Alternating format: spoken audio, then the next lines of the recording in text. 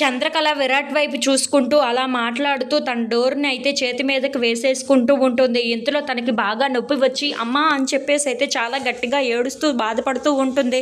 అది చూసి అక్కడ ఉన్న విరాట్ అయితే ఏమైంది ఏమైంది అని చెప్పేసి అయితే పరిగెట్టుకుంటూ చంద్రకళ దగ్గరికి వస్తూ ఉంటాడు. ఇంతలో తన చేతికి బాగా బ్లడ్ రావటం చూసి చూసుకోవటం తెలియదా ఎలాగైనా పనులు చేసేది, ఎటువైపు చూసుకొని ఎటువైపు పనులు చేస్తున్నావు, నీకు ఆ మాత్రం కూడా తెలియదా, బుద్ధి లేదా బుర్ర లేదా అని చెప్పేసి అయితే విరాట్ చంద్రకళ చూసి తిడుతూ ఉంటాడు.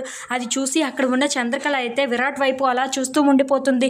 ఇంతలో దాని జేబులో ఉన్న కర్చీఫ్ని అయితే తీసి ఆ మొత్తం బ్లడ్ని అయితే తుడుస్తూ ఉంటాడు. అది చూసి అక్కడ ఉన్న చంద్రకళ అయితే చాలా సంతోషిస్తూ ఉంటుంది.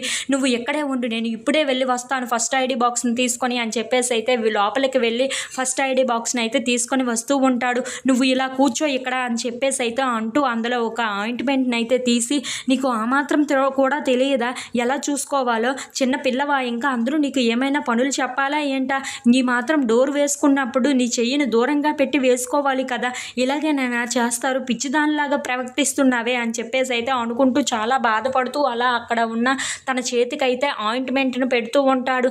అది చూసి అక్కడ ఉన్న చంద్రకళ అయితే ఒక్కసారిగా షాక్ అయిపోతూ ఉంటుంది. ఇంతలో అక్కడ ఉన్న విరాట్ని చూసి చూసావా బావా, నా మీద నీకు ఎంత ప్రేమ ఉందో, ఆ ప్రేమను ఎందుకు నువ్వు నా మీద చూపించటం లేదో నాకు అర్థం కావటం లేదు, నీ మనసులో ఎంత ప్రేమ ఉందో ఇప్పుడే నాకు బాగా అర్థమవుతుంది, నా ప్రేమను నువ్వు ఎలా అర్థం చేసుకోలేకపోతున్నావో నాకు అర్థం కావటం లేదు, కానీ నీకు నా మీద చాలా ప్రేమనే ఉంది, అది బయటకు ఎందుకో తేవటం లేదో ఏంటో ఏం బావా అని చెప్పేసి అయితే అంటూ ఉంటుంది. ఆ మాటలకి అక్కడ ఉన్న విరాట్ అయితే చంద్రకళ వైపు అలా చూస్తూ ఉండిపోతాడు. ఇంతలో అక్కడ ఉన్న విరాట్ మాత్రం తన చేతికి ఆయింట్మెంట్ రాస్తూ అక్కడ ఉన్న చంద్రకళను చూస్తూ ఉంటాడు. అది చూసి అక్కడ ఉన్న చంద్రకళ మాత్రం ఏంటి బావా, ఇకనైనా సరే నన్నుగా ప్రేమించవా అని చెప్పేసి అయితే చాలా ప్రేమగా అడుగుతూ ఉంటుంది.